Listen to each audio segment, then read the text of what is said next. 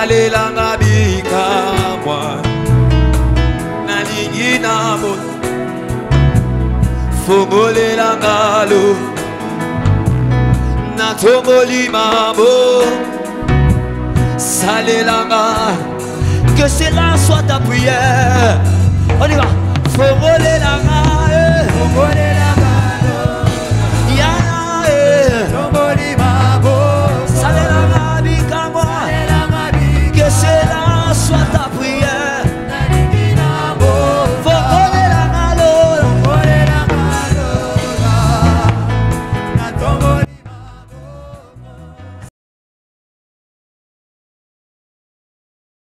Alelanga bika mwa nalingi na moto fongolela ngalo natongoli mambo salelanga. Que cela soit ta prière. On y va. Fongolela ngalo fongolela ngalo yana tongoli mambo salelanga bika mwa. Que cela soit ta prière. Fongolela ngalo fongolela ngalo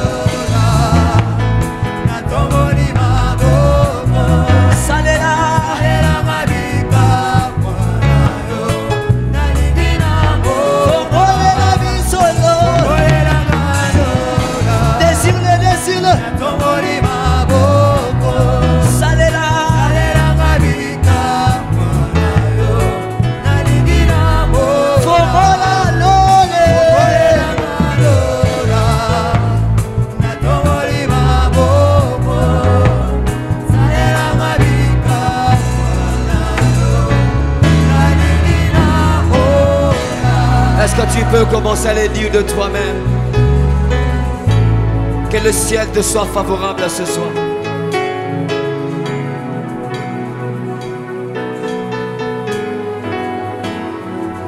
Que le ciel te soit favorable ce soir. Que je sois parmi ceux qui seront visités par l'Esprit ce soir. Que le ciel te soit favorable.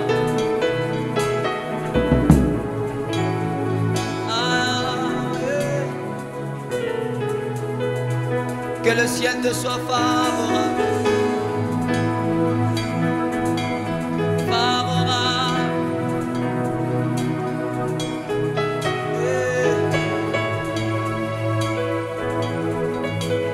À la Pentecôte, on ne pousse pas quelqu'un à prier. Il sait ce qu'il est venu chercher. Il sait qui il est venu chercher. Seule ta soif attirera le Saint-Esprit à te faire de bien.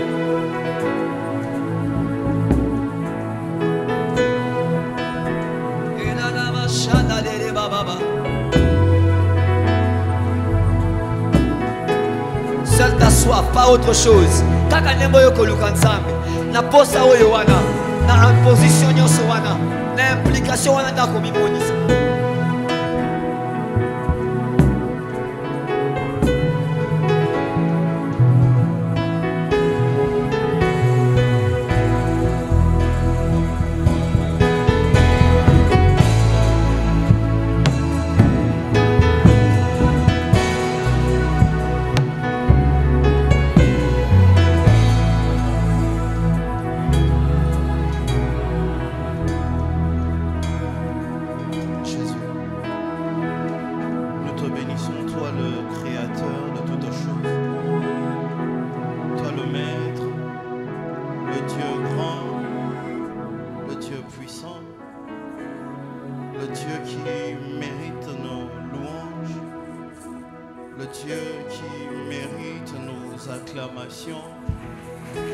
Le Dieu qui mérite nos cris de joie. Est-ce que quelqu'un peut acclamer très fort Jésus? Non, je ne parlais pas de Dercy Jésus, je parlais de Jésus-Christ de Nazareth. Est-ce qu'une personne peut acclamer très fort Jésus, Jésus, Jésus? Nous te célébrons, nous t'exaltons, nous t'élèvons pour tout ce que tu es et pour tout ce que tu es capable de faire. Merci pour ton esprit qui est en train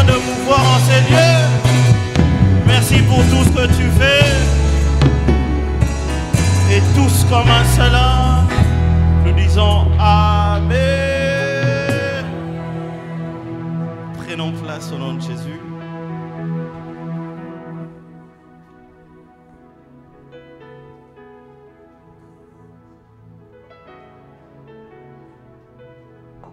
Alors je voudrais, avant de commencer mon message de ce soir, dire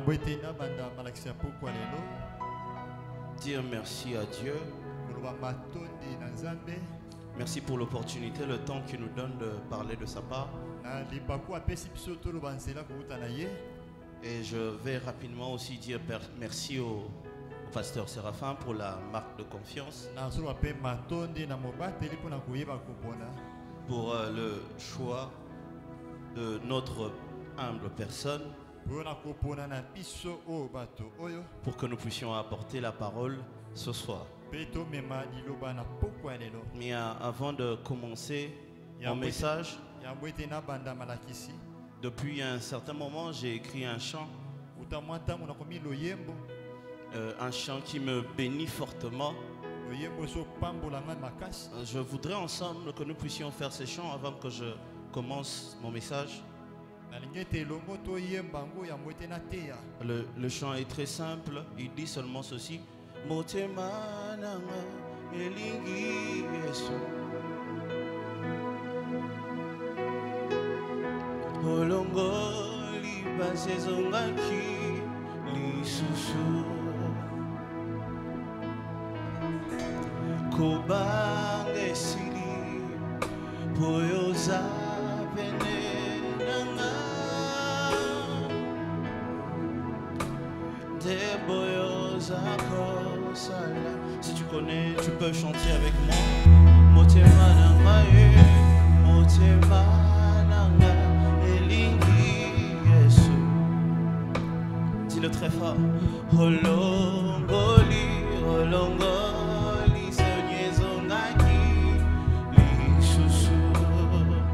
Dis maintenant, kubange sili, kubange sili, poyosa pene nanga, deboyosa. On peut le dire, nalinga.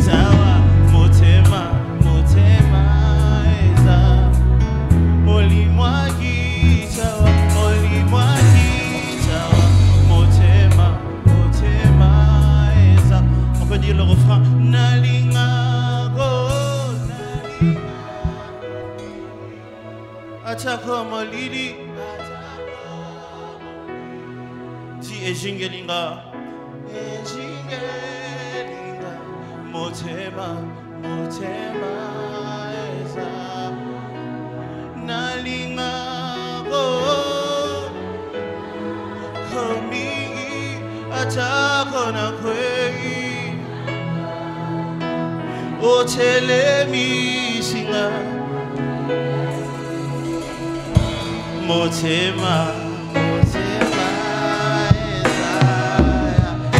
fais une merveilleuse chorale et acclame très fort pour Jésus. Amen. Amen. Alors après ce chant, je voudrais dire 2 ou 3 choses et nous allons commencer. Je me rends compte en maintenant ici debout que ça fait très longtemps.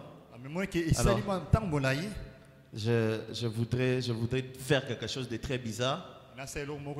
Non, cher, hein? Tu m'as beaucoup manqué. Tu m'as beaucoup manqué. Alléluia. Amen. Et manqué à Makassi. Alléluia. Alors nous pouvons maintenant commencer la parole de Dieu. Actes des Apôtres chapitre 2. Actes chapitre 2. Actes des Apôtres chapitre 2. Actes 2. Nous allons directement commencer par le verset 16. On a autant le verset 16. Parce que tout ce qui vient avant, nous connaissons très bien l'histoire. Actes des Apôtres, le chapitre 2, on commence par le verset 16. La Bible dit ceci. Mais c'est ici ce qui a été dit par le prophète Joël. Le verset 17. Dans les derniers jours, dit Dieu, je répandrai de mon esprit sur toute chair. Vos fils et vos filles prophétiseront. Vos jeunes gens auront des visions et vos vieillards auront des songes. Le verset 18. Oui, sur mes serviteurs et sur mes servantes, dans ces jours-là, je répandrai de mon esprit et ils prophétiseront. Le verset 20, le verset 19. Je ferai paraître des prodiges en haut dans le ciel et des miracles en bas sur la terre. Du sang, du feu et une vapeur de fumée. Le verset 20. Le soleil se changera en ténèbres et la lune en sang avant l'arrivée du jour du Seigneur. Ce jour grand et glorieux. Et le verset 21. Enfin, alors quiconque invoquera le nom du Seigneur sera sauvé. Seigneur, nous te prions, s'il te plaît, parle-nous pendant ces quelques minutes. S'il te plaît, édifie un cœur, console une vie, emmène une personne encore plus loin. Transforme-nous au nom puissant de Jésus. Nous avons ainsi prié, nous disons Amen. Amen. Comme nous le savons tous, le thème que nous allons partager aujourd'hui, c'est la Pentecôte pour tous. La Pentecôte pour tous. Une manière de nous dire que c'est la Pentecôte qui nous réunit en ces lieux. Si nous sommes là, c'est parce qu'il s'agit de la Pentecôte. Alors permettez-moi de nous dire certaines choses que j'ai apprises concernant la Pentecôte. Certaines choses que la Pentecôte m'enseigne. La première des choses que la Pentecôte m'enseigne, c'est qu'elle détermine la fin d'une préparation. La fin d'une préparation. Alors que Jésus était en train de monter au ciel, au moment de son ascension, juste quelques temps avant, il leur dit quelque chose de très important. Il leur dit restez ici jusqu'à ce que j'envoie l'Esprit, jusqu'à ce que j'envoie le Consolateur. Pendant 3 ans, ces gens ont été préparés à comment prêcher, à comment vivre avec les autres. Ils étaient préparés à comment exercer dans le ministère. Mais il leur manquait une touche finale. Il leur manquait une touche finale. Et la touche finale, c'était la venue du Saint-Esprit.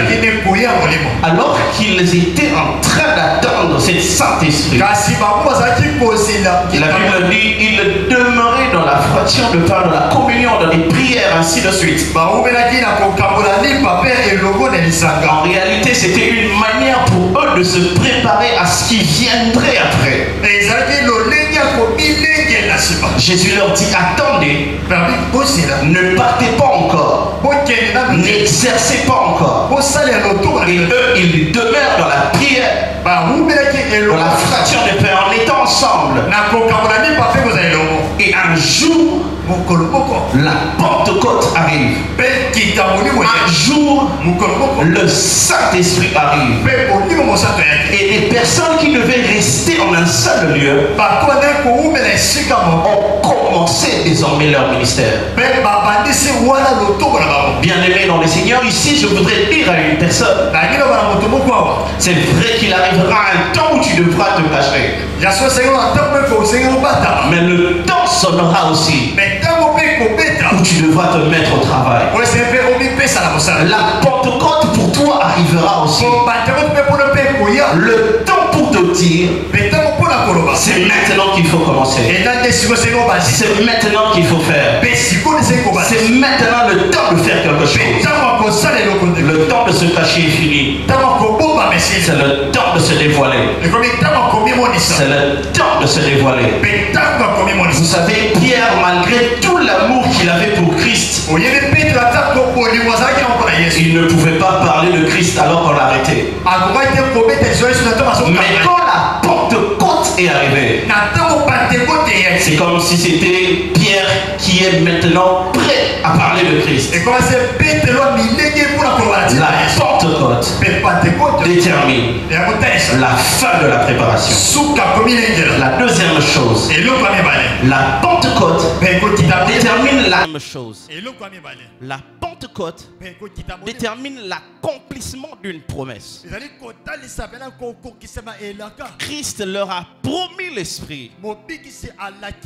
Et pendant la Pentecôte, il a réalisé cela. Christ leur a promis une puissance. Christ leur a promis une capacité surnaturelle. Et le jour de la Pentecôte, cette promesse a été réalisée. Une manière de dire ceci: quel que soit ce que Dieu t'a promis, s'il a promis aux disciples l'Esprit et il a donné, donc quel que soit ce qu'il t'a promis, sache-le qu'il accomplira cela. Est-ce que je parle à quelqu'un ce soir? Sache-le qu'il accomplira cela. Parce que s'il donne son esprit, à combien plus forte raison il te priverait autre chose? Une manière de dire que la Pentecôte détermine l'accomplissement d'une promesse. La troisième chose, la Pentecôte détermine encore le début du surnaturel dans la vie des apôtres. Alors qu'avant, ils pouvaient se cacher. Alors qu'avant, ils pouvaient même s'étonner de faire quelques miracles. Mais après la Pentecôte, le surnaturel était devenu monnaie courante. Ils pouvaient trouver un paralytique et guérir le paralytique. Ils pouvaient trouver des malades quelque part et les guérir. Tout cela est arrivé après la Pentecôte. C'est pourquoi ma prière est qu'après cette célébration, que le surnaturel entre dans la vie de quelqu'un au nom de Jésus. Je disais après cette célébration, que la vie du surnaturel entre dans ta vie au nom de Jésus. La vie des choses extraordinaires puisse entrer dans ta vie. La Pentecôte détermine les débuts du surnaturel dans la vie des apôtres. Quatrième chose que j'apprends, que la Pentecôte est en train de m'apprendre. La Pentecôte détermine le début de l'Église. La Pentecôte détermine les débuts de l'Église. Juste alors que Pierre était en train de parler. Ici, juste après que le Saint-Esprit soit descendu, juste après son discours, il gagne beaucoup d'âmes. Et c'est là que l'église commence. Et c'est là que l'église commence. Une manière de dire ce que nous sommes en train de célébrer maintenant. Ce n'est pas seulement la descente du Saint-Esprit, mais c'est aussi les débuts de l'église. Nous célébrons les débuts de l'église.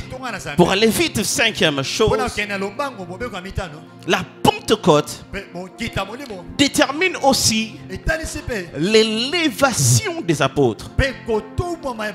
L'élévation des apôtres. Avant la Pentecôte, les apôtres vivaient comme tout le monde. On pouvait voir Pierre passer par là et personne ne tient cas de lui. On pouvait voir Paul, je sais Pierre ou les autres gens, Jacques, passaient par là. Et personne ne le regardait.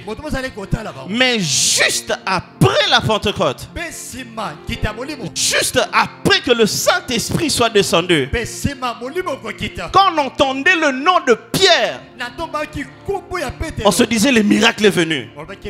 Quand on entendait le nom de Pierre, on se disait qu'un homme connu est venu. Si nous parlons de Pierre aujourd'hui, c'est parce que Pierre a subi la Pentecôte. Si nous parlons de Jean aujourd'hui, si nous parlons de Jacques aujourd'hui, Thomas et les autres, c'est parce qu'ils ont subi la Pentecôte. Quand tu subis les effets de la Pentecôte, l'élévation t'est accordée. Mon Dieu, l'élévation t'est accordée. Peut-être tu ne me crois pas. Permets-moi de te parler de Jésus. La Bible dit ceci de Jésus. Jésus, rempli de la puissance du Saint-Esprit, retourna à Galilée et sa renommée s'est répandue dans les alentours. Une manière de dire ceci, qu'avant on parlait de Jésus qu'en Galilée. Il fuit le fait qu'on avait coupé la tête des gens en Galilée. Il arrive en Galilée, il fait des miracles. Et on parle de lui, bien sûr. Mais après, la Bible dit qu'il alla à la montagne, qu'il alla prier dans le désert. Après ces moments de prière, il retourne maintenant à la même Galilée. C'est comme ça que la Bible dit maintenant. Jésus retourna en Galilée, rempli de la puissance du Saint-Esprit. Sa renommée s'est répandue dans les alentours. On ne pouvait plus parler de Jésus qu'en Galilée. Désormais, on parlait de lui partout. À cause de la puissance du Saint-Esprit qu'il avait. Bien aimé dans le Seigneur, ici je viens de dire à quelqu'un, il y a un endroit qui ne te suffira plus. Mon Dieu, je disais, il y a un endroit qui ne te suffira plus. Il y a un quartier qui ne te suffira plus. Quand la puissance de Dieu descend sur toi, quand la puissance de l'Esprit descend sur toi, on ne parle pas de toi seulement là où tu vis, mais même les alentours parleront de toi. Oh, je prie qu'on parle de quelqu'un ce lieu au nom de Jésus. Je disais, je prie qu'on parle de quelqu'un au nom de Jésus. Qu'on parle de tes affaires au nom de Jésus. Quel que soit ce que tu fais, laisse que la puissance de l'Esprit fasse parler de toi aux alentours. Qu'on parle de toi partout au nom de Jésus. Sixième chose, le Saint-Esprit ou encore la Pentecôte détermine le temps de la moisson. Papa Dieu merci, il avait très bien expliqué le mardi. Mais ici, permettez-moi de souligner seulement deux choses. C'est que quand on parle du temps de la moisson ici, il s'agit d'abord de Jésus qui a été sémé à la croix et récolté à travers tous les disciples gagnés. Il s'agit de Jésus qui a été sémé alors qu'il peinait à la croix afin que toi et moi puissions être moissonnés.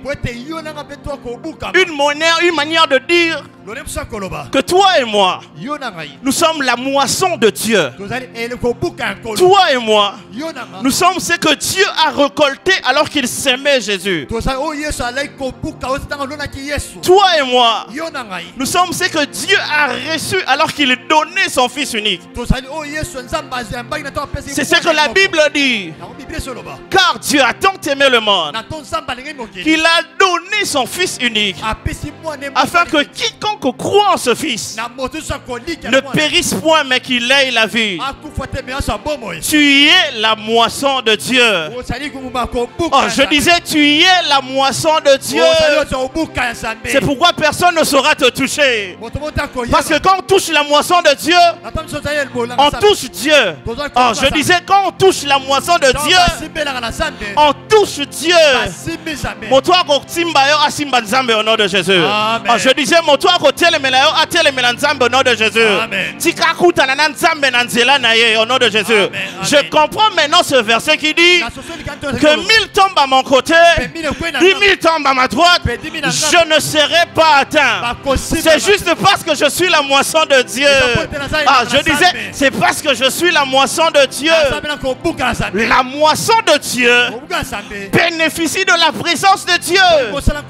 La moisson de Dieu bénéficie de Dieu lui-même. Tu es la moisson de Dieu. La deuxième des choses, quand on parle du temps de la moisson, il s'agit d'un effort que toi tu as fourni. Il s'agit d'un effort que toi tu as fait. Et c'est ainsi que tes efforts sont en train de donner. Et tu reconnais que cela n'a pas été réellement à cause de mes propres efforts, mais à cause de Dieu et Dieu seul, à cause de la puissance du Saint-Esprit. C'est pourquoi la Bible dira, ce n'est ni par la force ni par la puissance, mais c'est par l'Esprit de Dieu. Si le peuple d'Israël célébrait le temps de la moisson, c'est parce qu'il reconnaissait que c'est Dieu qui a donné, que c'est Dieu et Dieu seul qui a donné. Nous aussi, quand l'Esprit de Dieu vient, il sonne le temps de la moisson, il sonne le temps des récoltes, il sonne le temps de ne pas manquer à manger. Mon Dieu, il sonne le temps de ne manquer de rien. Il sonne un temps où tu récoltes les fruits de tes efforts. Tu ne viens pas à l'église pour rien. Tu ne viens pas à l'église pour rien, je disais. Chaque mercredi dans des séminaires, tu ne pries pas pour rien. Quand l'Esprit de Dieu vient, le temps de la moisson est sonné. Mon Dieu, j'annonce le temps de la moisson dans la vie de quelqu'un. Que Dieu te permette de moissonner au nom de Jésus. Que Dieu te permette de moissonner au nom de Jésus. Que Dieu te permette de moissonner au nom de Jésus. Oh, tu ne quittes pas ton boulot pour venir ici enfin. Que Dieu te permette de moissonner au nom de Jésus. Reçois le temps de la moisson au nom de Jésus. Saison et moisson est sonné na vie na yo au nom de Jésus. Je disais bouka au nom de Jésus. Quand tu moissonnes, tu ne manques de rien. Laisse que tu ne manques de rien au nom de Jésus. Laisse que tu ne manques de rien au nom de Jésus. Je comprends maintenant ce verset qui dit: l'Éternel est mon berger, je ne manquerai de rien. Or, dans le temps que nous sommes, dans la dispensation que nous sommes, celui qui conduit, c'est l'Esprit. Donc nous ne manquerons de rien. Je disais, tu ne manqueras de rien. L'Esprit de Dieu est sur toi. C'est le temps de la moisson. Et tu ne manqueras de rien. Septième chose, le Saint-Esprit ou la Pentecôte détermine le début du temps de la fin. Détermine le début du temps de la fin. Le début du temps de la fin. Et c'est comme ça que nous entrons maintenant dans notre thème d'aujourd'hui, dans notre sous-thème d'aujourd'hui, qui est le Saint-Esprit dans ce temps de la fin. Le Saint-Esprit détermine le début du temps de la fin. Ce n'est pas moi qui le dis, c'est la Bible qui le dit. Alors que Pierre se lève, le verset que nous venons de lire tout à l'heure, Acte 2, le chapitre 16, il dit, c'est ici. C'est ici ce que avait annoncé le prophète Joël dans le temps de la fin, etc. Nous connaissons la suite. En d'autres termes, Pierre était en train de dire à tout le monde ouvertement, le temps de la fin a commencé. Le temps de la fin a commencé. Parce que c'est ici la première fois qu'un homme dans la Bible disent que c'est maintenant que le temps de la fin. Disent que c'est maintenant que l'Esprit est descendu et le temps de la fin est là. La promesse du temps de la fin a commencé à s'accomplir dès que Pierre a ouvert sa bouche. L'Esprit de Dieu en ce temps de la fin. L'Esprit de Dieu en ce temps de la fin. Alors que Pierre est en train de parler, il dit ceci: en ce temps de la fin, première chose, l'Esprit de Dieu descendra sur toute chair. C'est la première des choses à comprendre quand on parle de l'Esprit de Dieu dans ce temps de la fin. C'est l'Esprit de Dieu sur toute chair. C'est l'Esprit de Dieu sur tout corps. Mais cela ne veut pas dire l'Esprit de Dieu sur tout. Non. Revenons dans la Bible. Nous sommes dans Joël, le chapitre 2. Là où Pierre a tiré tout ce qu'il est en train de dire. Joël chapitre 2. Rapidement, Joël chapitre 2. Un texte qui me bénit beaucoup. Un texte extraordinaire. Joël chapitre 2. Le verset 23. Joël chapitre 2. Le verset 23 nous le dit clairement. Et vous, enfants de Sion, soyez dans l'allégresse et réjouissez-vous en l'Éternel votre Dieu, car il vous donnera la pluie en son temps. Il vous enverra la pluie de la première et de l'arrière-saison, comme autrefois. Ici, on parle de fils de Sion, des enfants de Sion. Mais quand tu lis 2 versets avant, remonte 2 versets avant, vous verrez, c'est là qu'on parle de la terre. Remonte s'il te plaît, 2 versets avant, vous verrez qu'on parle de la terre. Le verset 21, la Bible dit exactement ce qui suit. Terre, ne crains pas, sois dans l'allégresse et réjouis-toi, car l'Éternel fait des grandes choses. Quand on finit de parler de la terre, c'est là qu'au verset 23, qu'on parle maintenant aux enfants de Sion. La promesse de l'Esprit n'est pas sur tout le monde, seulement sur les enfants de Sion. Quand on parle de toute chair, ça ne veut pas dire le passant. Ça veut dire les enfants de Sion, vos fils et vos filles,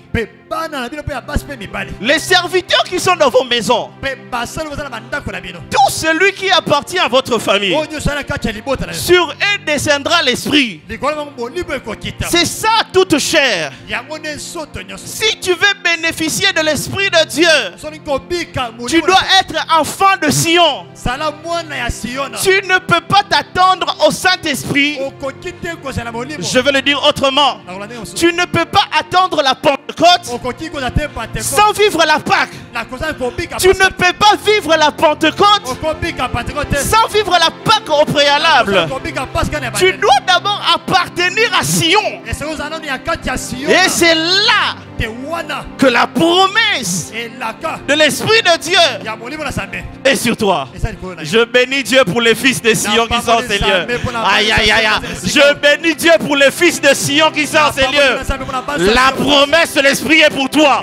Oh, je disais, La promesse de l'Esprit est pour toi, pour tes enfants, pour les enfants de tes enfants, pour tes serviteurs, la bonne qui est à la maison.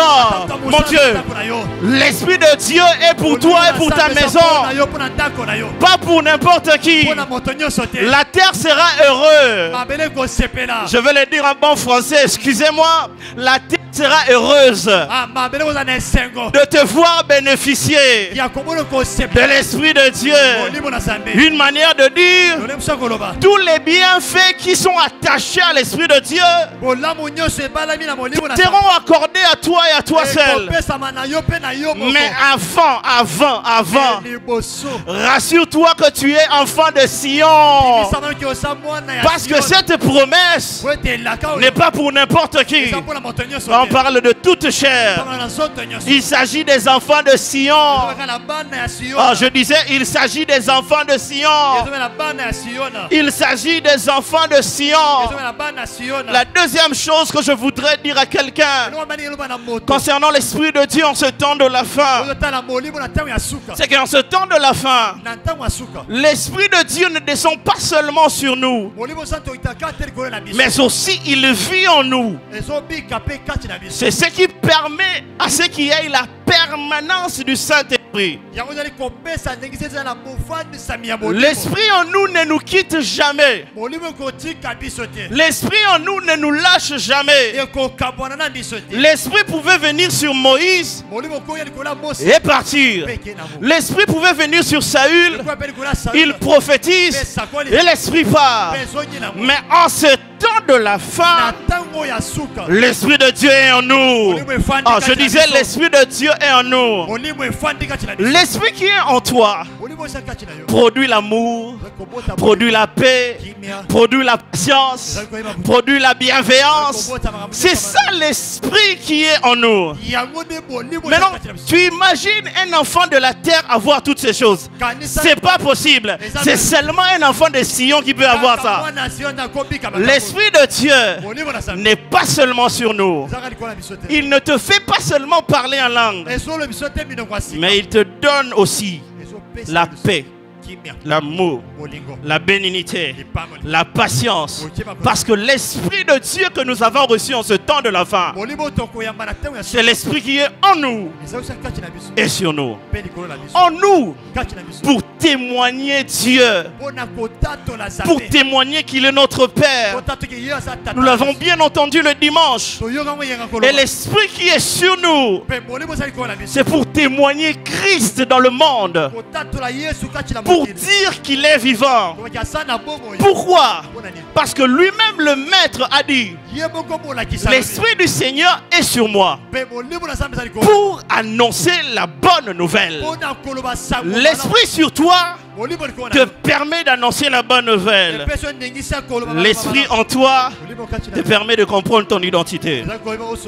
La troisième des choses que je voudrais dire à quelqu'un avant que nous puissions prier concernant l'Esprit de Dieu en ce temps de la fin, concernant l'Esprit de Dieu en ce temps final, c'est que l'Esprit de Dieu en ce temps de la fin t'apporte une dimension du salut. T'apporte une dimension du salut. L'Esprit de Dieu en ce temps de la fin te sauve. Te sauve. Régénère ton esprit mort. Ce n'est pas ce qui s'est fait avec Moïse. Moi encore avec Saül. Mais avec toi, l'Esprit de Dieu qui vient en toi, quand il trouve que tu es païen, tu crois en Jésus, il te régénère. L'Esprit qui a été sur Moïse ne l'a pas régénéré. C'est pourquoi il n'est pas entré à Canaan. L'Esprit de Dieu qui était sur Saül ne l'a pas régénéré. C'est pourquoi il n'a pas su obéir à Dieu. L'Esprit de Dieu qui est sur toi, à changé ta vie de l'intérieur, a changé ton cœur de l'intérieur. C'est pourquoi vous remarquerez quelqu'un comme Saul devient Paul, alors que dans son cœur il y avait l'envie de meurtre, l'envie de tuer les chrétiens. Mais quand l'Esprit de Dieu a été à sa rencontre, le Saul qu'on a connu a été changé en Paul. L'Esprit de Dieu l'a régénéré. L'Esprit de Dieu l'a rendu nouveau. L'Esprit de Dieu l'a rendu neuf. Le mauvais cœur qu'il avait avant a été changé. C'est ce que l'Esprit fait en ce temps de la fin. C'est ce que le Saint-Esprit fait en ce temps de la fin. C'est pourquoi en Christ, nous sommes de nouvelles créatures. Toutes les choses sont passées. Et voici tout est devenu très nouveau. Bien-aimé dans le Seigneur, ta vie est nouvelle. Mon Dieu, tu as fait des erreurs dans le passé, n'est-ce pas? Mais je viens te dire, l'Esprit de Dieu en toi a régénéré ta vie de telle sorte que tes erreurs du passé n'existent plus aux yeux de Dieu. L'Esprit de Dieu en toi t'a rendu nouveau. Quand on parle de nouveau, c'est une manière de dire seulement que tu as commencé une nouvelle vie. Mon Dieu, un nouveau départ. Mon Dieu, une nouvelle vie. Le vieil homme est passé. Voici, tu es devenu nouveau. C'est ce que l'Esprit de Dieu fait en toi. Est-ce que je parle à une nouvelle personne en ces lieux? Mon Dieu, est-ce que je parle à une nouvelle personne en ces lieux? Laisse que ces changements qui a commencé en toi ne s'arrêtent pas en toi. Puisse entrer maintenant dans tes affaires. Mon Dieu, puisse entrer maintenant dans tes études. Puisse entrer dans tout ce que tu fais. Que les changements que l'Esprit de Dieu a commencé en toi,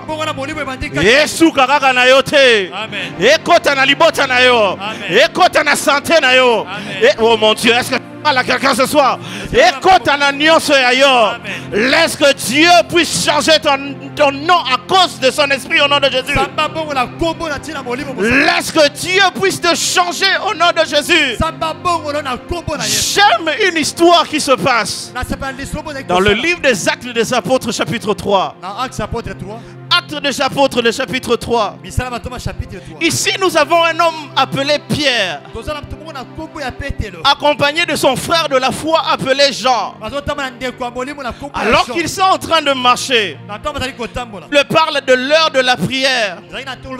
Il ne s'agit pas de l'heure de la prière chrétienne, mais il s'agit de l'heure de la prière juive. À l'heure de la prière chez les Juifs, Pierre et Jean étaient en train de se promener, ils allaient au temple. Et c'est juste qu'ils se retrouvent devant le temple qu'ils trouvent un paralytique. Dis avec moi un paralytique. Je veux m'arrêter ici. Dis avec moi un paralytique. Il y avait un homme boiteux de naissance qu'on plaçait tous les jours à la porte du temple appelé la Belle pour qu'il demandât l'aumône à ceux qui entraient dans le temple. Le verset 3 dit ceci: cet homme, voyant Pierre et Jean qui allaient, leur demanda l'aumône. Le verset 4 dit ceci: Pierre, de même que Jean, fixa les yeux sur lui et dit: regarde-nous, regarde-nous, regarde-nous. Le verset 5. Et il les regardait attentivement, s'attendant à recevoir quelque chose. 2. Alors Pierre lui dit, c'est là que mon histoire commence. Alors Pierre lui dit: je n'ai ni argent, ni or, mais ce que j'ai, je te le donne. On s'arrête là d'abord. Vous remarquez pas qu'il y a quelque chose qui manque ici? Il y a quelque chose qui manque. La Bible dit, je n'ai ni argent, ni or. Directement on dit, mais ce que j'ai, je te le donne. Il y a quelque chose qui manque. Moi je sais ceci. Quand on parle de l'or, quand on parle de l'argent, même si on renverse, il manque toujours un élément qu'on appelle le bronze. Dis avec moi le bronze. Il manque quelque chose ici, le bronze. Mais où est le bronze? Pourquoi il manque le bronze? Parce qu'à chaque fois qu'un athlète court, soit il mérite l'or, soit il mérite l'argent, soit il mérite le bronze. Mais où est le bronze? Où est le bronze? Le bronze est là. Mais ce que j'ai, je te le donne. Au nom de Jésus de Nazareth, lève-toi et marche. Attends, peut-être tu ne comprends pas quand je parle du bronze. Si tu regardes dans ta Bible de Louis II, on a écrit Airain. On ne parle pas de bronze, on parle d'airain. Parce que le bronze et l'airain c'est la même matière. Est-ce que quelqu'un est avec moi? Amen. Le bronze et l'airain c'est la même matière. C'est quand tu lis Semeur que tu retrouves cela. Au lieu de parler d'airain, on parle de bronze. En d'autres termes, quand ils disaient au nom de Jésus, ils ont pris Jésus. Par comme ici est bronze. Par comme ici est airain. Amen. Oh, je disais, comme ici est airain. Je me souviens d'un airain qu'on a soulevé. Mon Dieu, je me souviens d'un airain qu'on a soulevé. Je me souviens d'un airain qu'on a soulevé. Et cet airain-là avait possibilité de guérir des morsures de serpents. Je prie au nom de Jésus que tes maladies quittent dans son corps au nom de Jésus. Oh, je disais au nom de Jésus, les morts ressuscitent au nom de Jésus. Je disais au nom de Jésus que les grandes choses se passent dans sa vie, dans ta vie au nom de Jésus. S'ils ont cité le nom de Jésus à la place de l'airain, c'est parce que Jésus est le véritable airain. Oh Jésus, oh Jésus, oh Jésus. Le véritable serpent des reins, c'est Jésus, c'est Jésus, c'est Jésus. Si quand on goûte un serpent des reins à solo au nom de Jésus. Amen. Mon Dieu, serpent des reins à solo à goût au nom de Jésus. Maladie au nom de Jésus. Amen. La venue de l'Esprit de Dieu n'a pas annulé la puissance du nom de Jésus. Au contraire, cela l'a affirmé au nom de Jésus. C'est pourquoi je me lève comme un prophète de Dieu. Au nom de Jésus. Maladie oh, je disais au nom de Jésus. Oh, non, c'est pas déranger au nom de Jésus. Au nom de Jésus. Problème, est-ce que quelqu'un comprend de quoi je parle? Au nom de Jésus. Maladie, au nom de Jésus. Problème, au nom de Jésus. La puissance du Saint-Esprit qui est sur moi me donne le pouvoir de déclarer sur les maladies. Oh mon Dieu, sur les célibats. Oh mon Dieu, sur les paralytiques. Oh mon Dieu. Laisse que les grandes choses commencent dans ta vie au nom de Jésus. Oh, lève-toi là où tu es, lève-toi là où tu es, lève-toi. Pourquoi tu ne comprends pas? Je dis que les grandes choses puissent commencer dans ta vie au nom de Jésus. Le Bokwanzambe, le serpent des reins véritable, n'est pas annulé à cause de la puissance de l'esprit. Au contraire, la puissance de l'esprit, c'est la puissance du nom de Jésus. Amen. Du nom de Jésus, du nom de Jésus. Sur ta vie, sur tout ce que tu es, sur tout ce que tu fais. La puissance du nom de Jésus.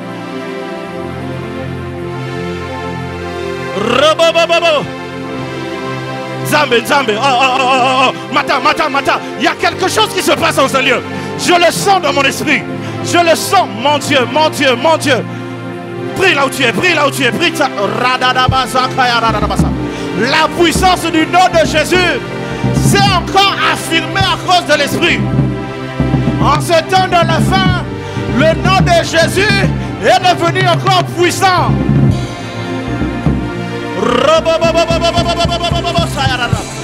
Le véritable serpent des reins est en ce lieu. Mon Dieu. Celui qui guérit de toute maladie est en ce lieu.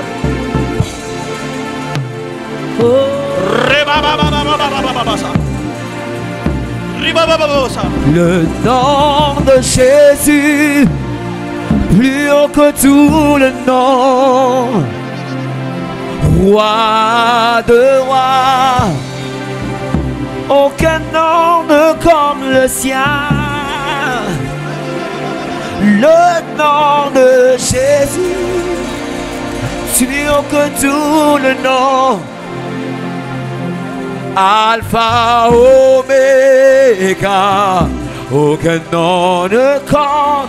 Oh oui, le nom de Jésus, le nom de Jésus, plus haut que tout le nom, roi de roi, aucun nom ne comme le sien. Le nom de Jésus,